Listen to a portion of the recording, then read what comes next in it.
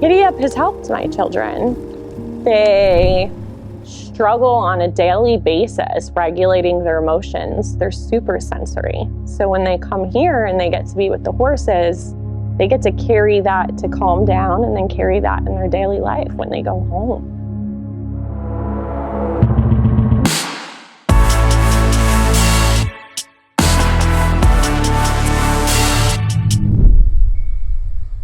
Hi, my name is Katie. I'm a parent volunteer here at Kiddy Up, and my daughters are Serenity and Savvy. Savvy is 5 years old and Serenity is about to be 9, and they're both diagnosed with autism. And then there's multiple diagnoses. They have sensory processing disorder, ADHD, PDA, a long line of lists.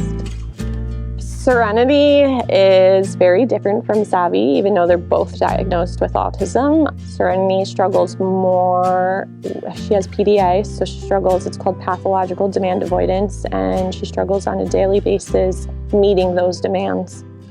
The hardest part is they can be avoiding and seeking, and you just never know when those lines are going to cross, and trying to mix them both in the same environment can be really challenging, which is why we like coming here, because horses just calm them down, tend to calm a lot of autistic individuals down.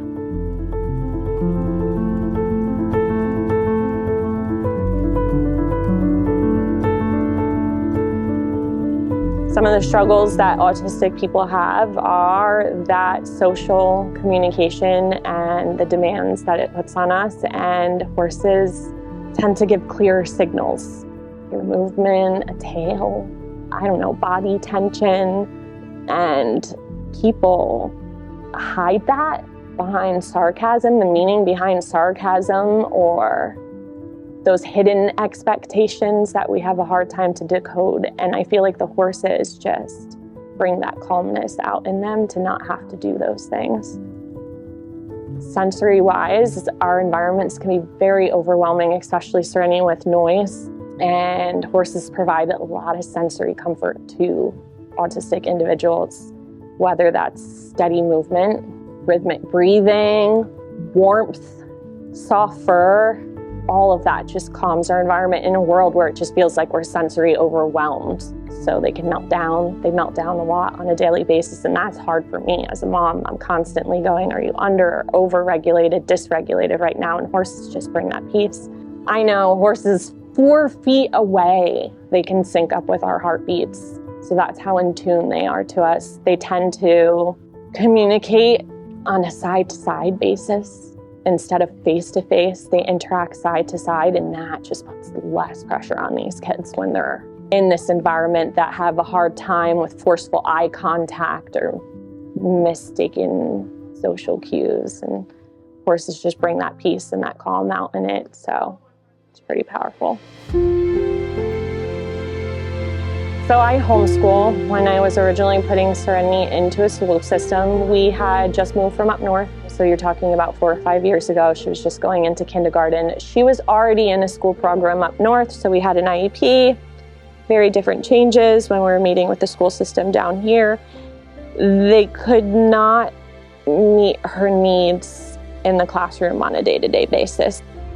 Spoke about the PDA. She has PDA, so it's pathological demand avoidance. It will come out in behavior. People will think she's just not listening, and really her sensory environment is what's causing those shutdowns or feeling like she can't meet those demands.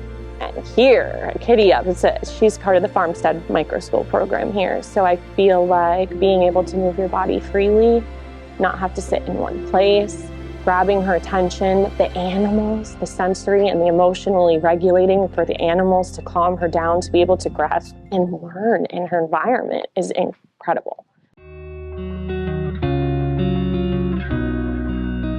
Well, I'd be so lost without that program. I told Miss Tammy, I was like, I'm this close, where I felt like I was gonna lose it as a mom. Like I was just like feeling very alone, going, why is my child acting like this? Or the system not built for us, or we didn't fit in that shape, in that mold. And then there was Savvy. Savvy was 2. Savvy, I got a diagnosis quick. Serenity was not diagnosed quick. but you add that other child in the mix too, who's completely opposite from her, and I felt like I was just drowning because there was no support until here. I found my support here in Kiddy Up, so that was really great. Every autistic individual is completely different. They call it a spectrum for a reason. I think the world can be sensory-wise overwhelming and socially overwhelming for autistic individuals. You start to feel like you're crawling in a shell and you don't fit in. I found when I came to Kiddy Up, not only, and there's all abilities at Kiddy Up, but it was one of those things where you finally just found peace. It's so hard sometimes getting up in the morning and you have all these things that I'm battling because I'm autistic mom on top of it. And I had so much anxiety in the mornings, just executive functioning in general, like forget about it. And you're going through all that thought process when you're trying to get everybody ready and meeting everybody's sensory needs and trying to get out the door. And then you end up at Kiddy Up and it just felt like you knew where the end goal was and you knew that you had your people and the support around you and feeling inclusive inside this environment. And I love horses. I mean, my kids love all the animals, in particular to horses. So they just calmed me down. It felt powerful, beautiful. There's so many magical moments here, I can't even describe it. Like, they would come home and just something as simple as the garden growing and having to put that work into making something grow too.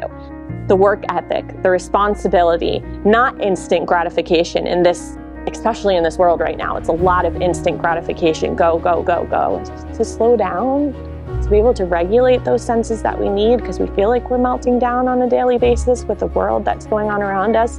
People take for granted just like their vestibular system and stuff like that. She couldn't end, like we'd go to the park and there's all these kids running around and it was like Savvy wanted to participate, but she can't do the slide because she's scared. Heights, movement, all of it. She can't do the swings, the motion of the swings. She didn't like the heights, but that's her vestibular system. She was trying to regulate her nervous system and her body and her sensory and her emotions, and she just couldn't. When she finally got on that horse, that helps.